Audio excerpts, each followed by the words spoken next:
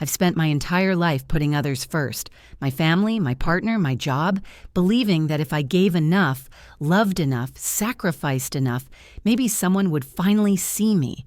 But every day, it's the same. I give more, and they take more, and when I finally collapse, exhausted and empty, they just keep demanding, like I'm nothing but a tool they can use until it breaks. "Why do you always act so dramatic?" he says, his words sharp, dismissing every tear, every ounce of hurt I've ever shown. "You're overthinking. Just do what you're supposed to."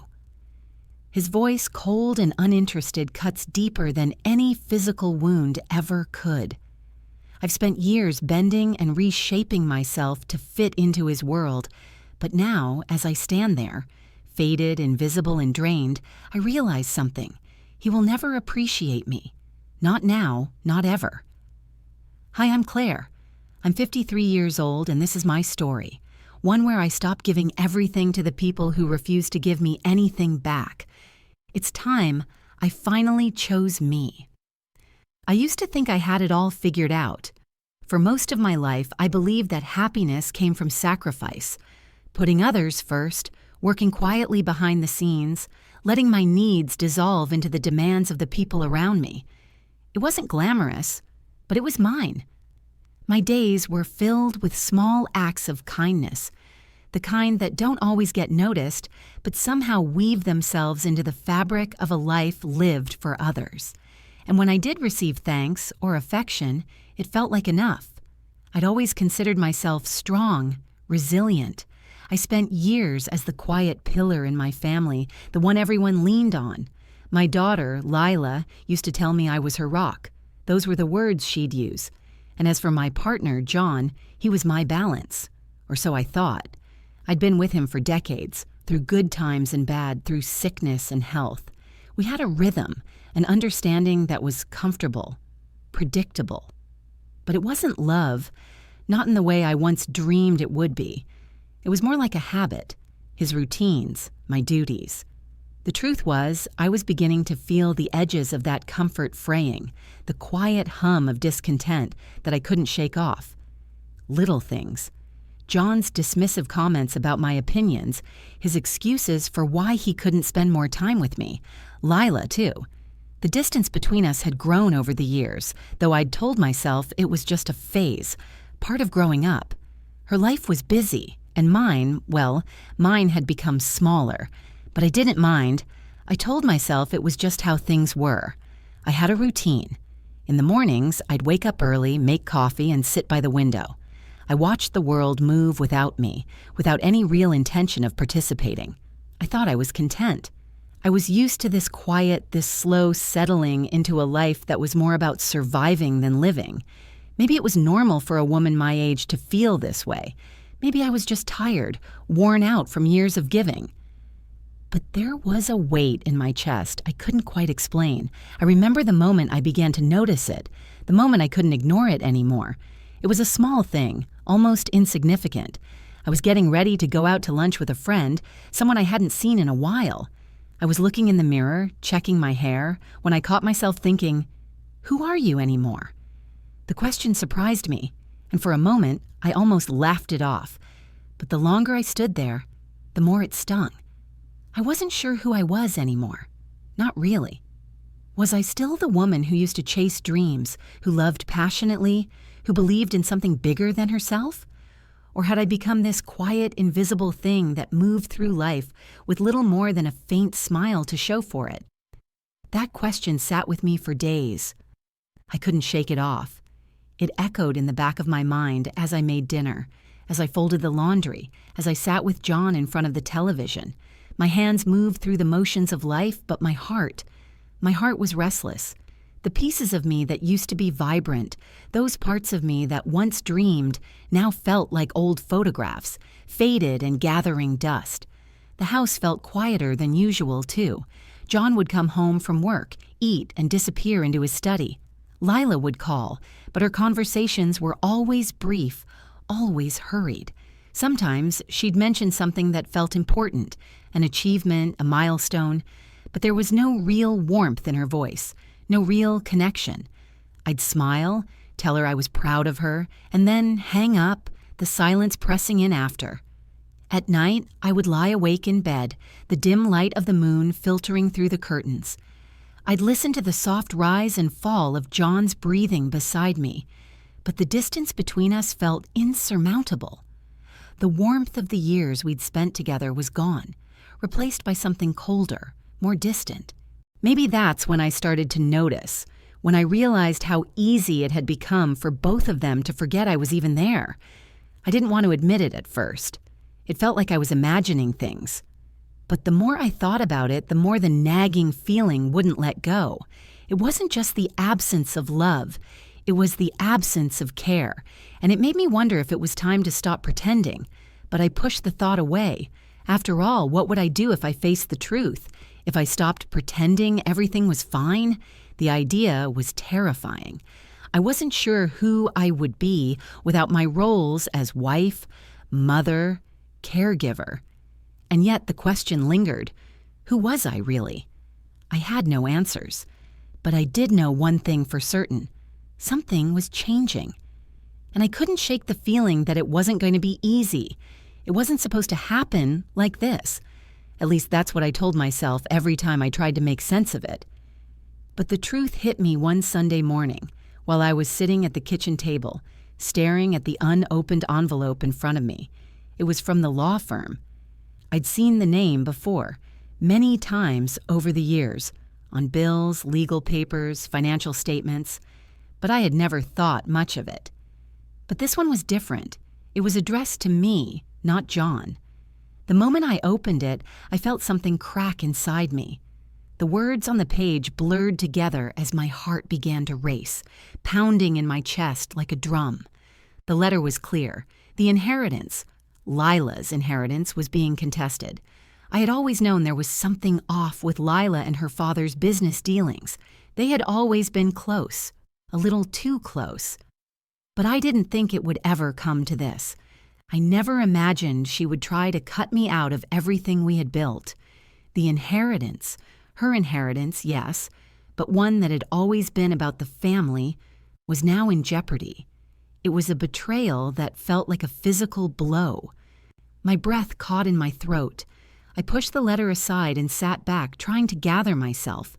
How long had they been planning this? How long had I been oblivious to their secrets? I had always been so focused on everyone else, on John's work, on Lila's success, that I never questioned their choices. But now I felt stupid for not seeing the cracks before they had split the foundation wide open. I sat in that silence for what felt like hours, my fingers trembling as I clutched the edge of the table. My mind was a storm of confusion, anger, and disbelief. I had sacrificed everything for this family, everything. And yet this was how they repaid me, by stripping me of my place in the very thing I had helped create. My thoughts spiraled. The betrayal wasn't just about money or property, though. It was about my worth. Did they think I was weak? Did they think I wouldn't fight back? Or worse, did they think I didn't deserve to fight back? I felt the sting of tears rising in my throat, but I refused to let them fall. Not yet. Not while I was still trying to make sense of the shock that had seized me. John came into the kitchen just as I was pushing the letter into a drawer, as if hiding it would somehow make it less real. He didn't say anything at first.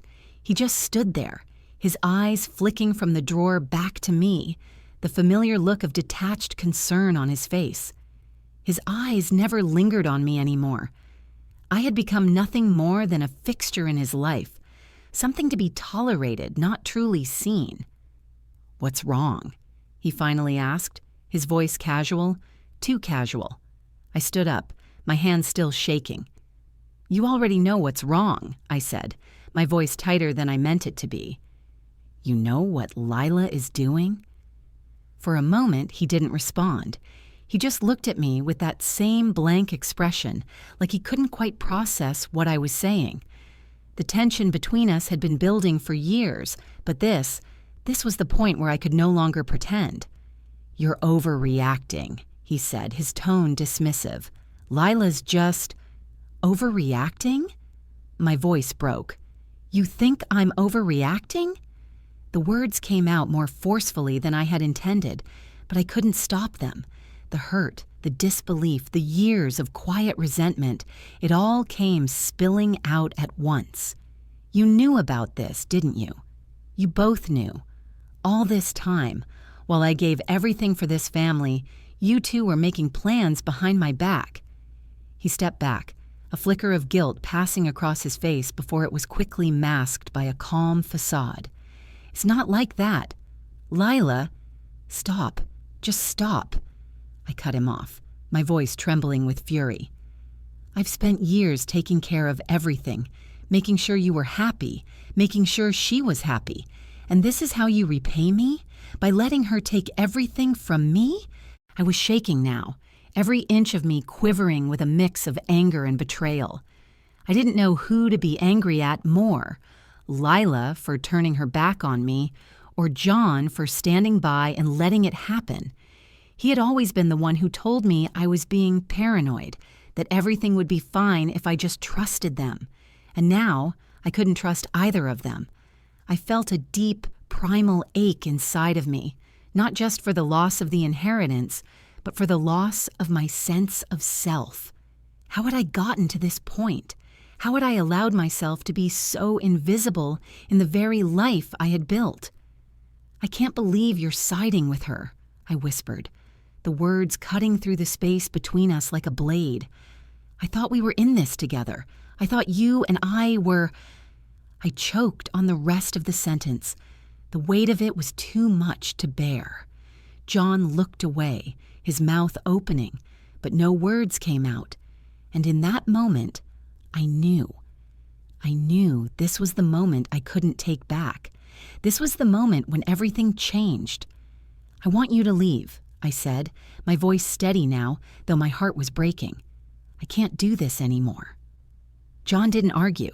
He just turned and walked out of the room, leaving me standing there, alone, surrounded by the remnants of my own shattered reality. I had no idea what came next, but in that moment I knew one thing for sure. I wasn't going to let them take anything else from me. Not my dignity, not my peace, not my future. I would take back what was mine, even if it meant doing it alone. It's one thing to feel the pain of betrayal in the quiet corners of your mind, where you can close your eyes and escape it for a while. It's another to face it head-on, to stand before the person who has ripped your world apart and demand some kind of reckoning. I didn't know how to prepare for that. There's no roadmap for confronting someone you love when they've become a stranger to you, a betrayer in disguise. But I couldn't stay in that empty space of silence anymore. I couldn't let the hurt fester in the dark. Lila called me a few days after the letter, her voice distant as always, but I could hear the edge of something behind her words. Guilt? Discomfort? Or was it just her usual cool detachment? I wasn't sure, but I knew that now I had to ask the question that had been gnawing at me. "Lila," I said when she answered, trying to keep my voice steady, "we need to talk." There was a long pause, and for a second, I wondered if she might hang up. But then she sighed, and I could hear the faint click of something soft, maybe a chair, as she sat down. "Okay, Mom, what's going on?" Her voice was too calm, too practiced. "I want you to come over," I said, feeling my chest tighten. "Now, we need to talk about the inheritance, about what you're doing." Another pause. Then, finally, "Okay, I'll be there in a bit." It wasn't much, but it was enough to set everything in motion. My heart hammered as I hung up the phone, the weight of what was about to unfold pressing down on me. I paced around the house, unsure of what to do with myself. I hadn't seen Lila in person since that day she had dropped that letter off, and I didn't know how she'd react to the anger I could feel building inside me. Would she defend herself? Apologize? Or would she just shut me out completely?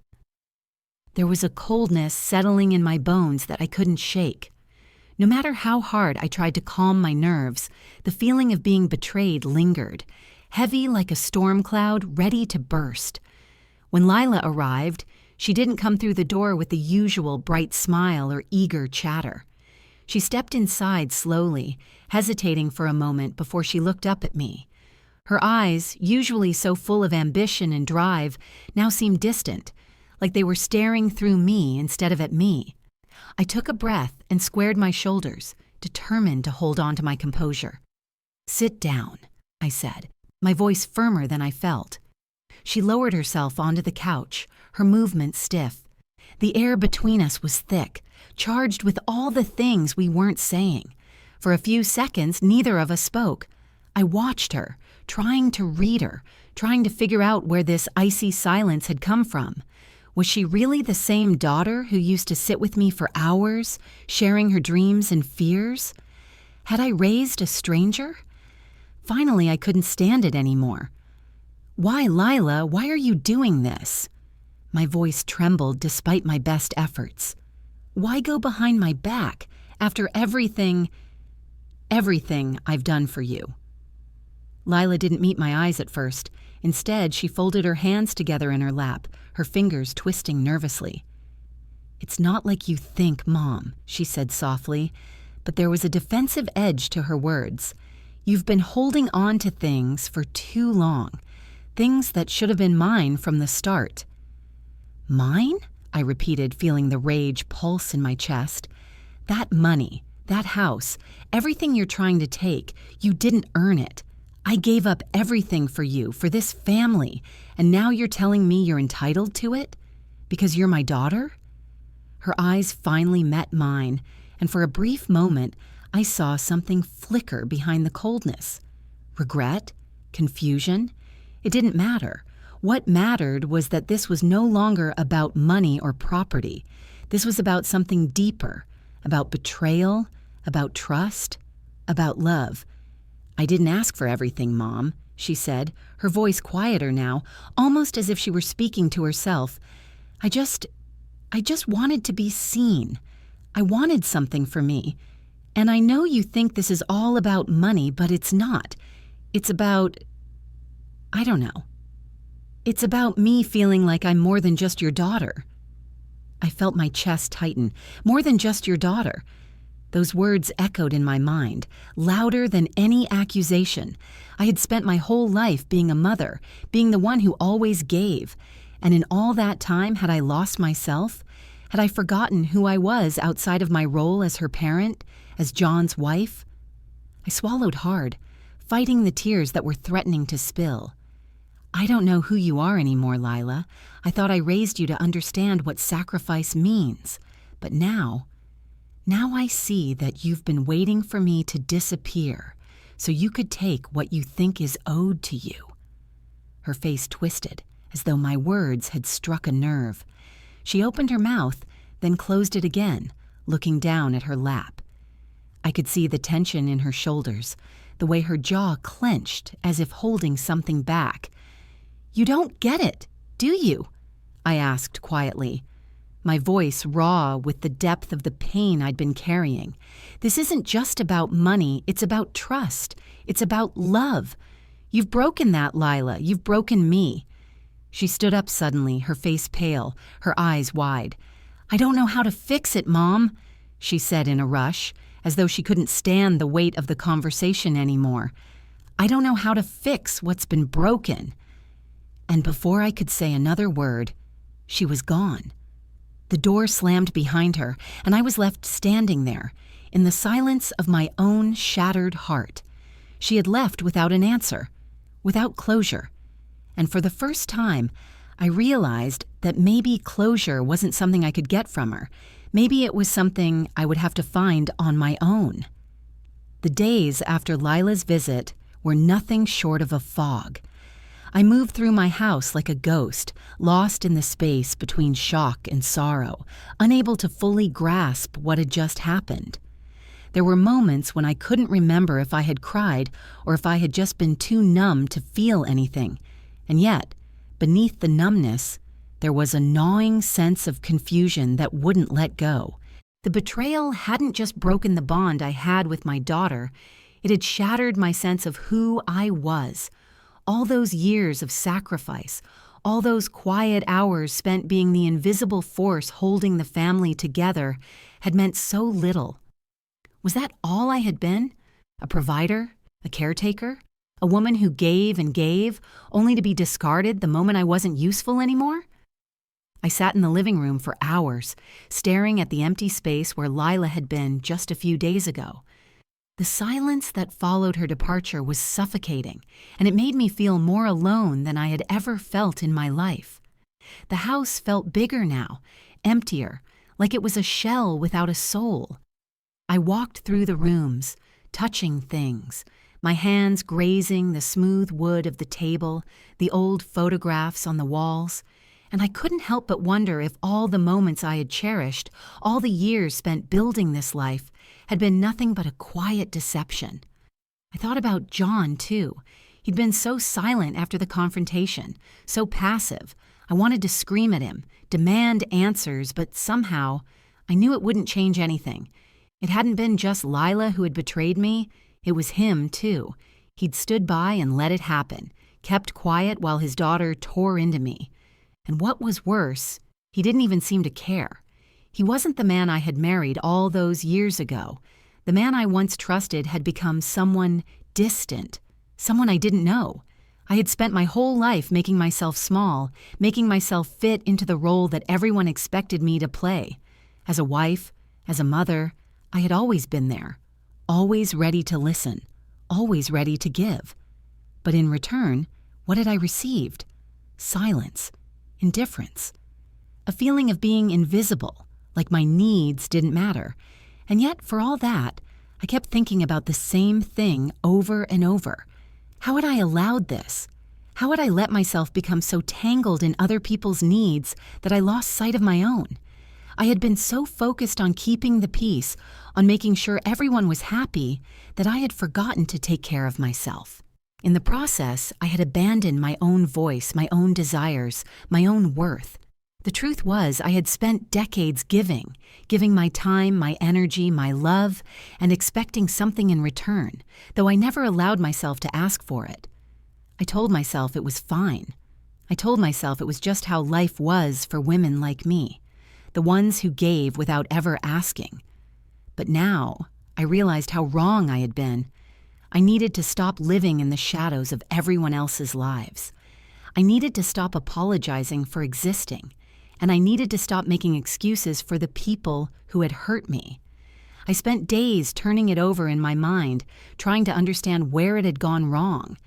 There were flashes of memories, moments when Lila was still a child, when she looked up at me with wide eyes full of trust, when she ran to me after a bad day at school, needing comfort and love.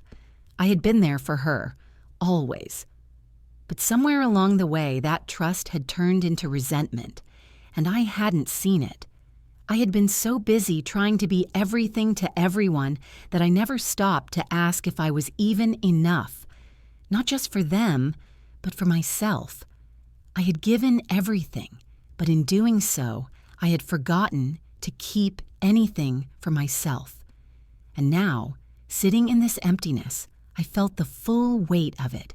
It was like standing in the middle of a storm, the wind howling around me, and all I could do was wait for it to pass. But it didn't pass. It just kept swirling, pushing me deeper into the hurt and the anger I hadn't allowed myself to feel. But beneath the pain, something else started to stir. A quiet, almost imperceptible feeling, a glimmer of strength. I wasn't sure where it came from, but it was there. Maybe I couldn't change what had happened, but I could choose what came next. Maybe I could stop waiting for someone to fix this for me. Maybe it was time for me to stand up, not for them, but for me. The thought was a revelation. It was terrifying, yes, because I had never been this person before. The person who stood up for herself, the person who didn't quietly accept the roles others wanted her to play. But it was also exhilarating. In that moment, I realized that I wasn't just angry with Lila or with John or with the life I had built. I was angry with myself for allowing myself to fade into the background for so long. I didn't know what the next steps were or if I even had the strength to take them.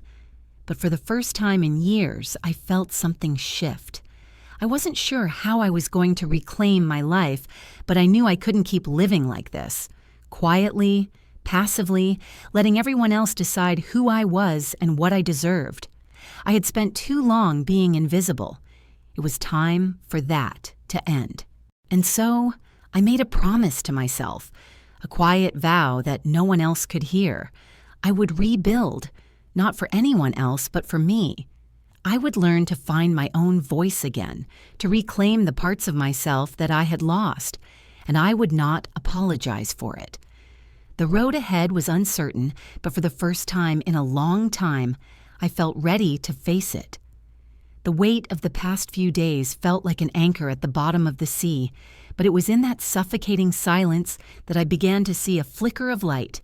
It wasn't a grand revelation, nothing dramatic or instant, but something small, something subtle, a sense of clarity that I hadn't had in years. I stood in front of the bathroom mirror, hands gripping the edge of the counter, staring at my reflection. The woman looking back at me seemed so unfamiliar, so distant. There were lines etched into my face that I hadn't noticed before, lines of worry, of grief, of years spent living for others. I hadn't truly looked at myself in what felt like a lifetime, but now I couldn't ignore it. And as I looked deeper, something inside me stirred. I wasn't the woman I used to be. I wasn't the young woman who dreamed of a world full of possibility, of passion and freedom. I wasn't the woman who was full of life, who believed in love and connection. Somewhere along the way, I had allowed that version of me to slip into the background, hidden beneath the roles I had taken on: wife, mother, caretaker. But looking at myself now, I saw the cracks. I saw the woman who had been buried under all the years of sacrifice and neglect. And I saw, in those cracks, a glimmer of something I hadn't felt in so long: hope. Hope for something more.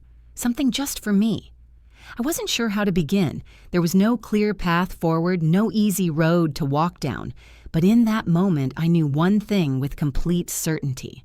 I had to reclaim myself. I had to stop waiting for someone to give me permission to live again. I had to make the choice to start over, to rebuild, not for anyone else, but for me. I took a deep breath, feeling the weight of my own decision settle in my chest. It was frightening, terrifying even. The fear of being alone, of being misunderstood, of letting go of the life I had known for so long, it was paralyzing. But the thought of staying stuck, of continuing to live in the shadows of others, was even worse.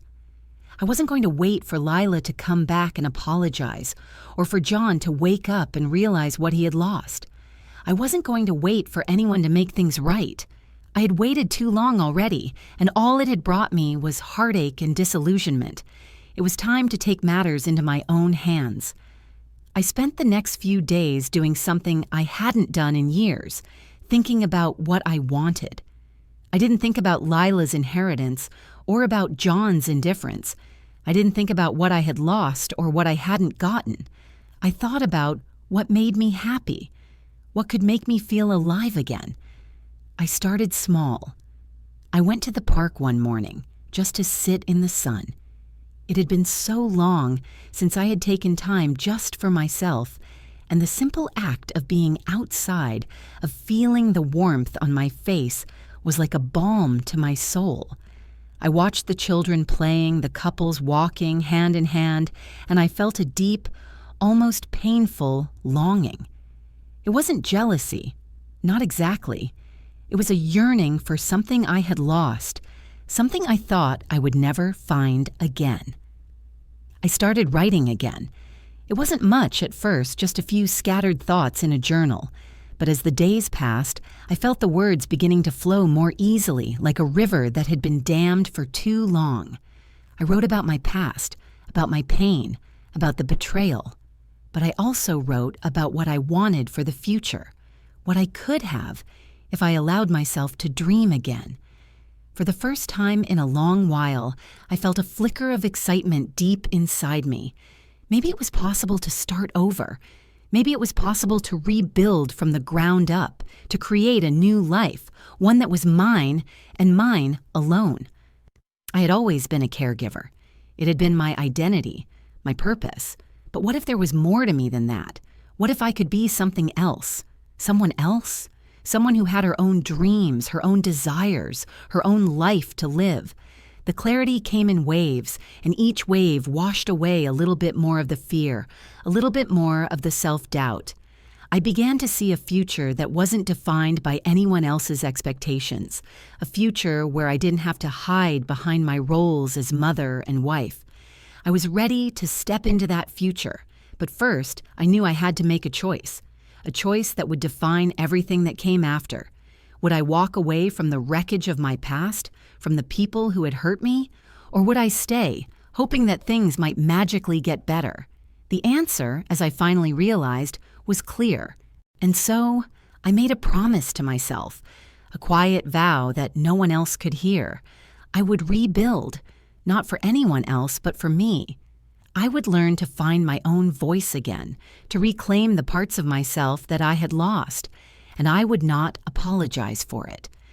The road ahead was uncertain, but for the first time in a long time, I felt ready to face it. The weight of the past few days felt like an anchor at the bottom of the sea, but it was in that suffocating silence that I began to see a flicker of light. It wasn't a grand revelation, nothing dramatic or instant, but something small, something subtle, a sense of clarity that I hadn't had in years. I stood in front of the bathroom mirror, hands gripping the edge of the counter, staring at my reflection. The woman looking back at me seemed so unfamiliar, so distant. There were lines etched into my face that I hadn't noticed before, lines of worry, of grief, of years spent living for others. I hadn't truly looked at myself in what felt like a lifetime, but now I couldn't ignore it. And as I looked deeper, something inside me stirred. I wasn't the woman I used to be. I wasn't the young woman who dreamed of a world full of possibility, of passion and freedom. I wasn't the woman who was full of life, who believed in love and connection. Somewhere along the way, I had allowed that version of me to slip into the background, hidden beneath the roles I had taken on: wife, mother, caretaker. But looking at myself now, I saw the cracks. I saw the woman who had been buried under all the years of sacrifice and neglect, and I saw, in those cracks, a glimmer of something I hadn't felt in so long: hope for something more, something just for me. I wasn't sure how to begin. There was no clear path forward, no easy road to walk down, but in that moment I knew one thing with complete certainty. I had to reclaim myself. I had to stop waiting for someone to give me permission to live again. I had to make the choice to start over, to rebuild, not for anyone else, but for me. I took a deep breath, feeling the weight of my own decision settle in my chest. It was frightening, terrifying even. The fear of being alone, of being misunderstood, of letting go of the life I had known for so long, it was paralyzing. But the thought of staying stuck, of continuing to live in the shadows of others, was even worse. I wasn't going to wait for Lila to come back and apologize, or for John to wake up and realize what he had lost. I wasn't going to wait for anyone to make things right. I had waited too long already, and all it had brought me was heartache and disillusionment. It was time to take matters into my own hands. I spent the next few days doing something I hadn't done in years, thinking about what I wanted. I didn't think about Lila's inheritance or about John's indifference. I didn't think about what I had lost or what I hadn't gotten. I thought about what made me happy, what could make me feel alive again. I started small. I went to the park one morning just to sit in the sun. It had been so long since I had taken time just for myself, and the simple act of being outside, of feeling the warmth on my face, was like a balm to my soul. I watched the children playing, the couples walking hand in hand, and I felt a deep, almost painful longing. It wasn't jealousy, not exactly. It was a yearning for something I had lost, something I thought I would never find again. I started writing again. It wasn't much at first, just a few scattered thoughts in a journal. But as the days passed, I felt the words beginning to flow more easily, like a river that had been dammed for too long. I wrote about my past, about my pain, about the betrayal. But I also wrote about what I wanted for the future, what I could have if I allowed myself to dream again. For the first time in a long while, I felt a flicker of excitement deep inside me. Maybe it was possible to start over. Maybe it was possible to rebuild from the ground up, to create a new life, one that was mine and mine alone. I had always been a caregiver. It had been my identity, my purpose. But what if there was more to me than that? What if I could be something else? Someone else? Someone who had her own dreams, her own desires, her own life to live. The clarity came in waves, and each wave washed away a little bit more of the fear, a little bit more of the self-doubt. I began to see a future that wasn't defined by anyone else's expectations, a future where I didn't have to hide behind my roles as mother and wife. I was ready to step into that future, but first I knew I had to make a choice that would define everything that came after. Would I walk away from the wreckage of my past, from the people who had hurt me, or would I stay, hoping that things might magically get better? The answer, as I finally realized, was clear. I was going to walk away, not just from John and Lila, not just from the life I had built, but from the version of myself that had stayed small and invisible for so long. I wasn't going to wait for someone to save me. I wasn't going to wait for anyone's approval. I was going to save myself. And with that realization, something inside me shifted. The pain, the anger, the confusion, they didn't disappear. But they no longer had control over me. I was no longer willing to let them dictate my future. I was ready to live again, ready to reclaim everything I had given up. For the first time in years, I felt alive. I thought I knew what to expect when I told John what I was going to do. I thought he might argue, beg me to reconsider, or maybe even lash out with anger. But what I didn't expect, what took me completely by surprise, was the look of indifference that settled on his face the moment I told him. "I'm leaving," I said, my voice steady despite the whirlwind inside me. I was standing in the living room where we had spent years together, and yet now it felt like the walls were closing in. "I've made my decision." John didn't look up from the paper he was reading.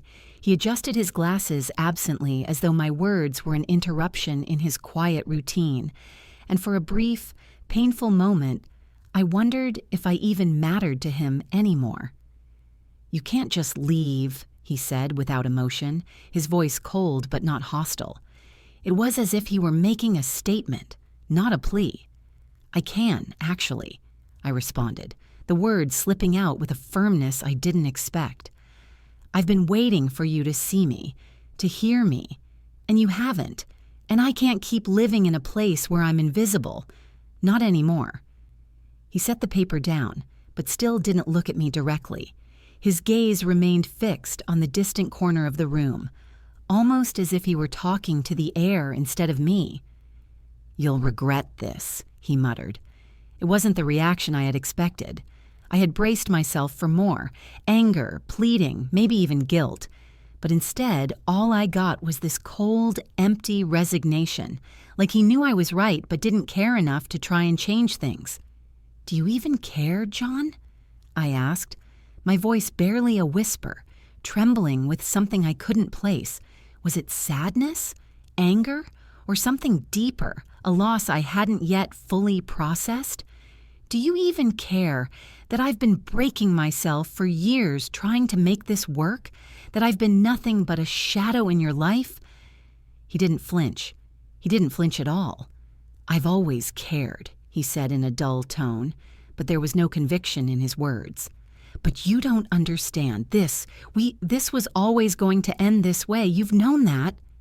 I stared at him, at the man I had once loved, the man I had shared my life with. But now, all I saw was a stranger, a man so absorbed in his own world that he couldn't even acknowledge the wreckage of ours. A cold weight settled in my chest as I realized the depth of the emotional chasm between us. "Maybe I've been waiting for you to care for too long," I said, the truth stinging as it left my mouth. I've spent decades living for everyone else, sacrificing everything for a family that barely even knows I'm here. And I'm done. I'm done waiting for you to notice. For the first time, he turned his eyes to me. But instead of sorrow, regret, or even guilt, there was only a flicker of something I couldn't decipher. Was it relief? Was he happy I was finally standing up for myself? Or did he simply not care enough to try and stop me? You can't just walk away from everything we've built, he said, his voice flat, almost as if he were reading from a script. What about Lila? What about the family? I felt my breath catch. Lila has already chosen her path, I said, trying to hold on to the strength that was beginning to build inside me. And as for the family, I'm my family now. I'm the one I have to look out for, and for once, I'm choosing myself. There was a long, tense silence between us. John looked at me for a moment longer, his face unreadable, before he sighed heavily. I never thought you'd actually do it, he muttered, more to himself than to me. I didn't have the energy to respond. I knew what I had to do. I had already said what needed to be said. And now, there was nothing left to salvage. The man I had built my life with had no intention of rebuilding with me, and the daughter I had raised had already turned her back on me. The betrayal felt sharp and raw, but I refused to let it control me anymore. It had taken too much already. I'm done, I said again, this time with finality, as though the words themselves could break the chains that had bound me for so long. I stood up from the chair I had been sitting in, gathering my strength as I turned to leave. But before I reached the door, I felt his voice follow me, soft, resigned. You won't be happy on your own. I stopped, my hand on the doorknob. I didn't turn around. I didn't need to. I'll be happier than I've ever been, John, I said, my voice steady, because for the first time in a long time, I'm living for myself. And then I left. As I stepped outside, the weight of the door closing behind me felt like the first step into a new world, a world where I no longer had to ask for permission to exist, a world where I could breathe, where I could reclaim everything I had lost. I didn't know what came next, but for the first time in years, I wasn't afraid. It felt strange at first, stepping into a life that was entirely mine again. The house I had walked away from seemed distant now, like a place that held only the ghosts of who I used to be.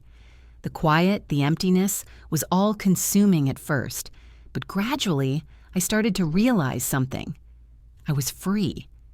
The first few days were harder than I anticipated. I found myself pacing around my small apartment, unsure of what to do with myself. I wasn't used to being alone, truly alone. Sure, I had spent hours by myself over the years, but that had always been in service to someone else. Now I was left with nothing but my own thoughts and a strange, lingering sense of both relief and guilt. Shouldn't I feel more sorrowful? Shouldn't I regret my decisions, or at least miss the family I had spent my life trying to keep together? But no, not anymore. I started filling the empty spaces in my days with things I had forgotten I loved, things I had once put aside in favor of everyone else. I signed up for a yoga class, one I had always meant to try but never had the time for. The first class felt awkward. I could hardly focus on the poses, my mind distracted by old memories, lingering doubts. But with each stretch, with each breath, I began to feel something shifting inside me, a strength I had lost somewhere along the way, a quiet but powerful awareness that I was more than what my past had made me. I spent my evenings reading, a simple pleasure I hadn't indulged in for years. I read books I had meant to pick up but never did, getting lost in the words of others. Each page brought me further into myself, into a part of me I had forgotten was still there. I started to remember the woman I had been, the woman who dreamed, who believed in possibilities. She hadn't disappeared. She was still there, waiting for me to rediscover her. In the mornings, I went for walks. At first, they were just to fill the time, to break the silence that hung around me like a heavy blanket. But then something changed. I started to look around. The colors in the trees seemed brighter. The sound of birds singing made me pause. I wasn't rushing to get somewhere anymore. I was simply being. In those moments, I realized I had been living in such a rush for so many years, always on the move, always serving someone else's needs, that I had forgotten how to just exist in the world. Now, it felt like I was waking up, really waking up for the first time in so long. I found myself cooking again, not for anyone but for me. I wasn't preparing a meal to feed a family, to fulfill someone else's expectations. I was creating food that nourished my soul. The simple act of slicing vegetables, adding spices, letting my hands move through the motions of cooking without the pressure of anyone else's approval was liberating. It was in these quiet moments, in the midst of these small acts of reclaiming my life, that I realized I was starting to rebuild my sense of self. I wasn't waiting for validation anymore. I wasn't waiting for someone to tell me I was enough. For the first time in years, I could say it to myself. I am enough. I am worthy of my own love, my own attention. I was no longer a footnote in someone else's story. I was the author of my own. And with this newfound sense of control came something else. Joy. I hadn't allowed myself to feel joy in a long time. The quiet, the solitude, it was no longer suffocating. It was mine and it was enough. I didn't need anyone else to fill the empty space. I was whole by myself.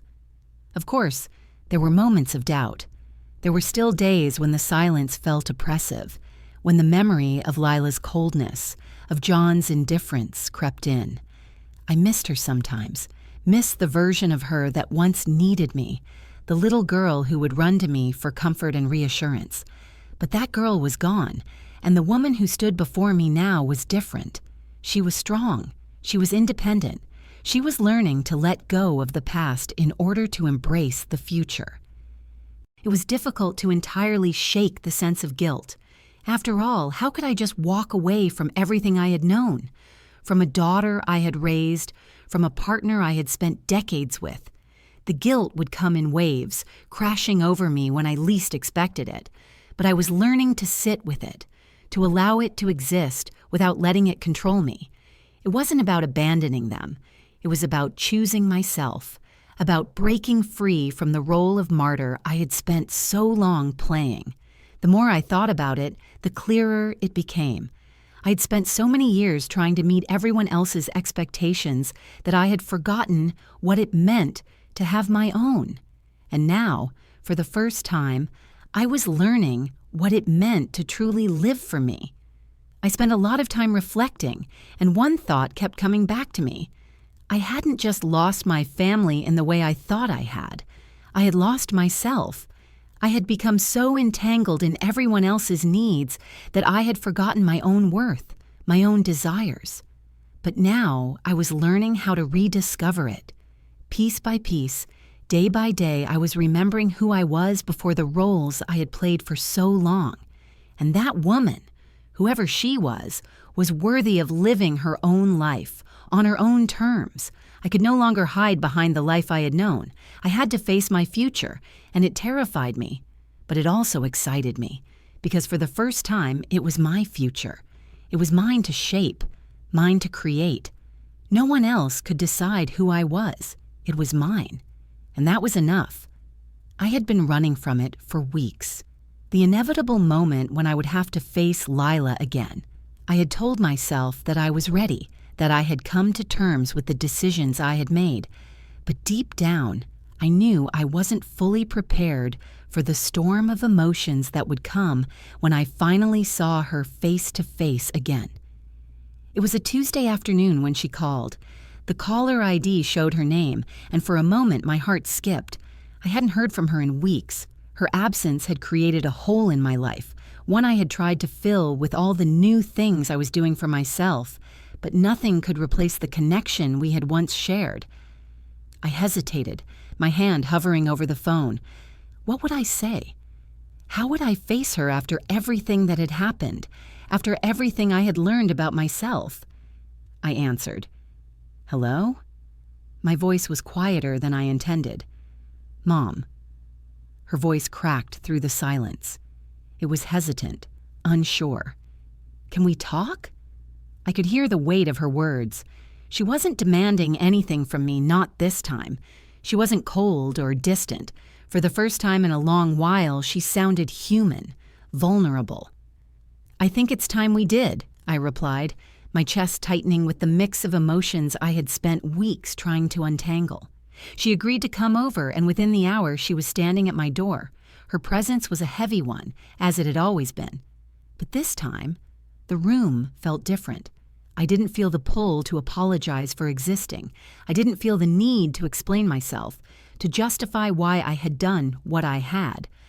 Lila was wearing the same jacket she used to wear in the colder months when she was still a teenager. It had been a gift from me years ago, and seeing her wear it again hit me harder than I expected. That simple piece of clothing felt like a reminder of the time we used to have, the warmth, the love, the connection that now felt so fragile. We stood there in the doorway, neither of us moving. Finally, I stepped aside and she walked in. The air between us was thick, the silence between us heavy with everything unsaid. She didn't sit right away. Instead, she stood near the window, staring out at the world beyond.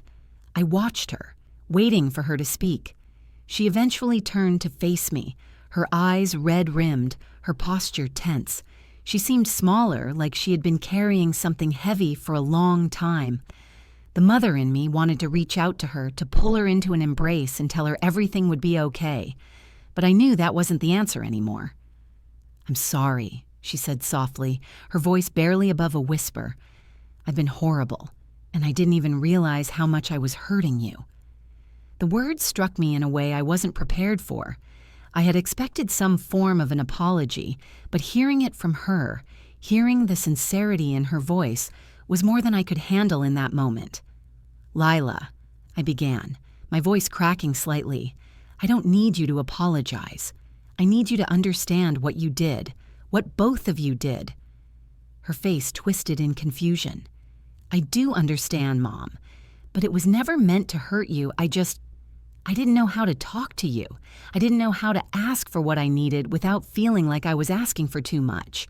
I stared at her, trying to piece together her words. "You've always been able to talk to me, Lila. We've been through everything together. But you didn't come to me. You made decisions without even considering how it would affect me. You kept me in the dark, like I wasn't worth the truth." She looked down at the floor, guilt flooding her face. I thought I was doing the right thing. But now I see how wrong I was. I wasn't thinking about you. I wasn't thinking about what you needed. I was so focused on myself, on my own life, that I didn't realize what I was losing in the process, what I was doing to you. The tears in her eyes, the sincerity in her words, caught me off guard. I wanted to reach out to her, to wrap my arms around her and tell her that everything would be okay, that we could fix this, but I knew now that nothing would ever be the same. I had walked away for a reason. I had chosen myself because I had to, and I wasn't going to go back to the person I had been before. I couldn't. "Lila, I love you," I said, my voice steady, though my heart was heavy. "But I'm not the same woman I was when this all started.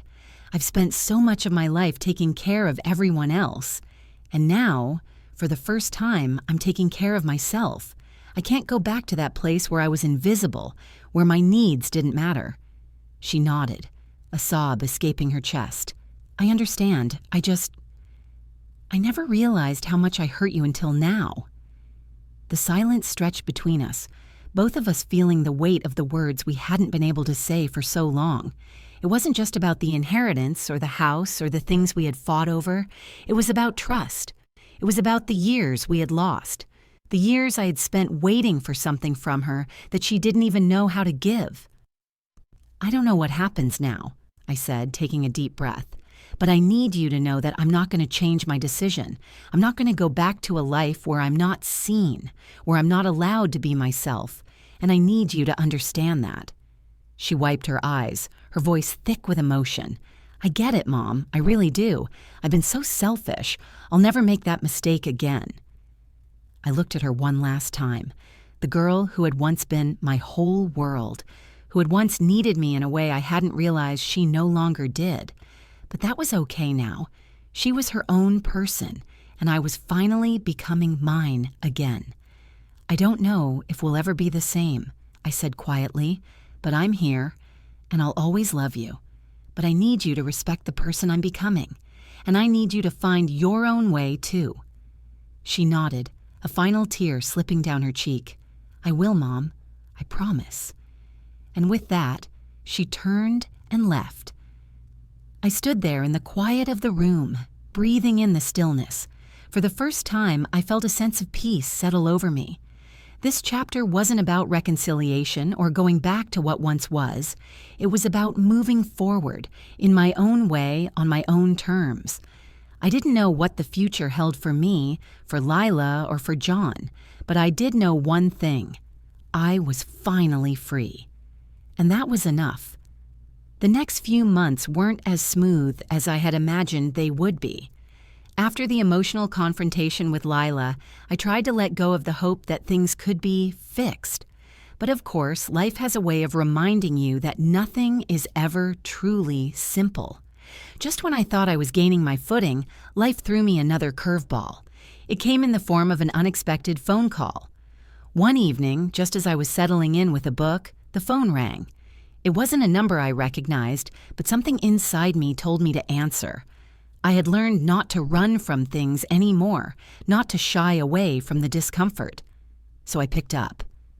Hello? I answered, my voice calm but uncertain. The voice on the other end was familiar, but it wasn't John. It wasn't even Lila. It was the lawyer, the one who had written the letter about Lila's inheritance. My stomach twisted in an instant. I hadn't heard from him since that initial shock of betrayal, when I first found out about the contesting of the inheritance. Miss Turner, he said, his voice clipped, professional. I'm afraid we need to talk about the estate. There's been a development. I felt a lump form in my throat, the old feelings of anxiety and frustration creeping back. What's happened? I asked, already bracing myself for more bad news. Lila has filed for a legal claim to the property. She's contesting your right to it. There's a hearing scheduled in a few weeks. You'll need to prepare. The words hit me like a slap. I felt the blood drain from my face. I had just gotten to a place where I could breathe again, where I could focus on myself and my own future. And now she was pulling me back into the mess I had tried so hard to escape. I tried to steady my breath, but my hands were shaking. The anger and betrayal I thought I had processed came rushing back, raw and fresh. This isn't just about money, I said through gritted teeth. This is about control. This is about her trying to take from me again. There was a pause on the other end of the line before the lawyer spoke again, his voice a little softer. I understand this is difficult, but you need to prepare. You'll need a lawyer of your own to represent your interests. I hung up without saying another word. The room felt smaller, as if the walls were closing in again. This was the setback I hadn't anticipated. I had walked away from John, from Lila, thinking that I could move forward without looking back. But the reality was that there were still parts of my past that wouldn't let me go. They were still holding me captive in a fight I hadn't wanted to engage in, and I didn't know if I was ready to face it all over again. The decision was clear, though.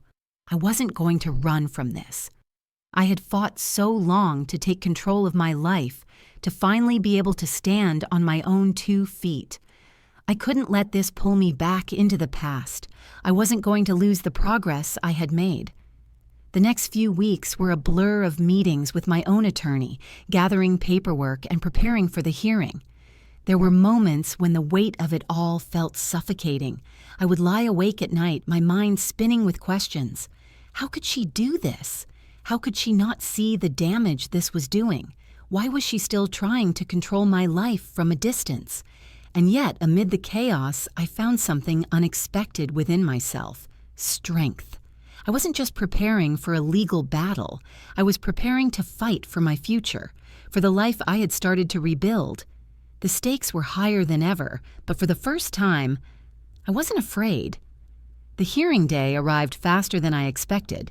It was cold and gray outside, as though the weather itself was reflecting the heaviness of the day. I stood in front of the mirror, looking at myself one last time before walking into the courthouse. My reflection seemed like a different woman now. No longer the one who was afraid to speak up, no longer the one who would shrink in the face of adversity. I wasn't just fighting for property or inheritance. I was fighting for my right to exist, for my right to be seen, for my right to move forward. The courtroom was filled with tension, but I held my head high as I sat across from Lila and her lawyer. She wouldn't meet my eyes. There was a coldness between us now, a gulf that seemed too wide to bridge. But I didn't care anymore. I had spent too many years bending and reshaping myself to fit into her world, to meet her expectations. Now it was time for me to make my own decisions. The hearing went on for hours. The arguments were tedious, the legal jargon a blur. But through it all, I remained steady, listening carefully, speaking when necessary, making my case with the clarity of someone who knew what was at stake. I wasn't here to fight with Lila. I was here to protect myself, to defend the life I had rebuilt. I wasn't going to let her take that from me. In the end, the judge ruled in my favor. Lila's claim was dismissed, and the estate remained mine. There was no real victory, not in the way I had once imagined, but when the decision was handed down, I felt something I hadn't expected: relief and a deep, quiet sadness. I didn't feel the rush of triumph I had imagined. Instead, I felt the weight of everything that had been lost. My relationship with Lila, the years of sacrifice, the family I had tried so hard to keep together. There would be no happy ending, no reconciliation. The world I had known was gone. But as I left the courthouse, something shifted inside me. I didn't need their approval anymore. I didn't need Lila's love or John's validation to feel whole. I had learned to stand on my own, to find strength within myself. And no matter what came next, I knew I would be okay. I wasn't just surviving anymore, I was living. And that, I realized, was enough. The weeks that followed the court hearing were quieter than I had expected. The victory, though necessary, felt hollow. I had expected the battle to feel like closure, to bring some sense of peace, but instead it left me with a lingering emptiness that I wasn't sure how to fill. The life I had fought so hard to reclaim now seemed distant, like something I had worked for but didn't know how to fully inhabit. I found myself spending more time alone than I thought I would. My apartment, once a symbol of my newfound independence, now felt too large, too empty. There were moments when I would catch myself staring out the window, wondering where I had gone wrong, what I could have done differently. The guilt started to creep in again, wrapping itself around my heart and squeezing tight. Had I made the right choice? Was it worth the pain? It was impossible not to question myself. In the quiet moments when the noise of the world faded away, I would feel a deep ache in my chest, a longing for something that no longer existed, for the life I had once had, for the family I thought I could hold together. The question kept echoing in my mind. Had I made the right decision? I couldn't look back. I had already taken that step, but the weight of the decision, the weight of cutting ties, of walking away, was heavier than I had anticipated. I hadn't prepared for the quiet aftermath, the days that stretched on without the people I had once built my world around. I thought about Lila often. I thought about her face during the hearing, the way she refused to look at me, her eyes closed off behind a wall of pride and hurt. I had wanted her to understand, to see the depth of my pain, but she didn't. Not yet. But the thing was, I didn't fully understand her either. I hadn't really seen her, not in the way I should have. I had been so consumed by my own need to be seen, to be valued, that I had forgotten she was on her own journey too. She was trying to figure herself out just as I was, And maybe that was part of it. Maybe the reason I couldn't move on completely was because I had never really let go of the hope that things could be repaired. But now, sitting in the silence of my apartment, I knew that if I was going to move forward, I couldn't keep holding on to the past. I couldn't keep asking myself if I had made the right choice, because the answer didn't matter anymore. What mattered was what I was going to do next. I had spent too many years being a caretaker, a nurturer, a fixer. I had spent so much of my life bending and reshaping myself to meet the needs of others that I had forgotten who I was beneath all of that. I had forgotten what it meant to be me, not as a mother, not as a wife, not as someone else's idea of who I should be, but as the woman who existed before any of those roles were placed upon her. And so, I began to reassess. I started to ask myself questions I hadn't dared to ask before. What do I want now? What do I need to heal? What does it mean to be whole again? It wasn't an easy process. There were days when the sadness would wash over me again, when the loneliness would press in so hard I couldn't breathe. But with each day, I found a little more strength. I found little pieces of myself scattered in the things I loved, the books I read, the quiet walks in the park, the hours spent cooking, the mornings spent journaling about my hopes and dreams. I was rediscovering the things that had once brought me joy, that had once made me feel alive. And as I moved forward, I also started to realize that this journey wasn't just about me anymore. It was about Lila, too. I didn't know where our relationship was headed, but I knew I couldn't force her to come back. She had to make her own choices, just as I had made mine. I thought about the last time I had seen her, when she had apologized. She hadn't fully understood everything yet, but that didn't matter. I had to believe that at some point she would. And maybe, just maybe, one day we would find our way back to each other. But I couldn't wait for that day. I couldn't put my life on hold, waiting for her to figure out her own journey. I couldn't keep questioning my decisions, wondering if I had done the right thing, because all I had now was the present, and that was where I had to focus my energy. One morning, as I stood in front of the window, watching the sunrise paint the sky with colors I hadn't noticed before, something shifted inside me. I realized that I was no longer waiting. I wasn't waiting for Lila to come back, or for John to apologize, or for anyone to validate my choices. I was living for myself. For the first time in years, I wasn't waiting for anyone to tell me it was okay to be happy. I was choosing happiness, choosing peace, choosing the life that was mine to build. And as the sun rose higher in the sky, casting light on a new day, I knew that whatever came next, whatever challenges or setbacks, I was ready for them, because I had already survived the hardest part, choosing myself, and that, I realized, was enough.